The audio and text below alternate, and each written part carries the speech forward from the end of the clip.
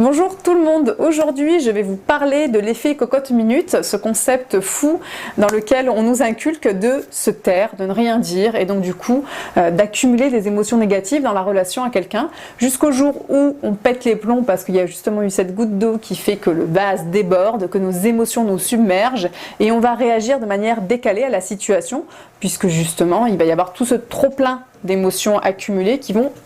jaillir. Et donc du coup la personne en face ne va pas comprendre votre rage, votre colère, votre désarroi puisque vous n'aurez pas pris la peine régulièrement de dire ce qui ne va pas dans la relation. Et donc du coup c'est le drame, la catastrophe puisque déjà vous avez une mauvaise perception de vous-même, vous avez été complètement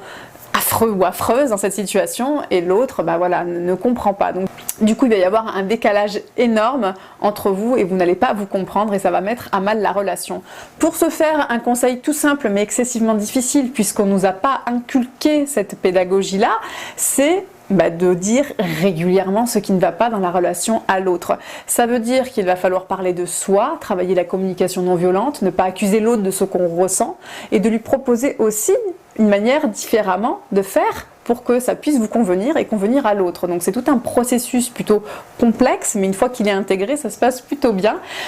C'est pour ça que je vous recommande vraiment de vous documenter sur la communication non violente, d'apprendre aussi à vous connaître, de faire un travail personnel, de lire des livres, de faire des formations, de voir un thérapeute. Tout ça, ça vous permet d'avoir une perspective de recul et d'être moins touché par les choses qui vous arrivent au quotidien, puisque vous avez une distance nécessaire, et ensuite de pouvoir communiquer régulièrement sur ce qui ne va pas et aussi sur ce qui va. Comme ça vous nourrissez la relation tout en étant authentique. Et je pense que dans notre société on ne nous apprend pas à être authentique, on nous apprend à être poli, sauf que la politesse a des limites et que l'effet cocotte minute se retrouve dans toutes les familles. Donc il va bien falloir avoir une stratégie et donc celle que je vous propose est donc de communiquer régulièrement sur ce qui ne va pas sans que ce soit dramatique. On peut formuler les choses d'une certaine manière pour que ce soit pris avec plus de douceur. Je vous remercie de m'avoir écouté, n'hésitez pas à vous abonner à ma chaîne YouTube, je vous dis à très vite.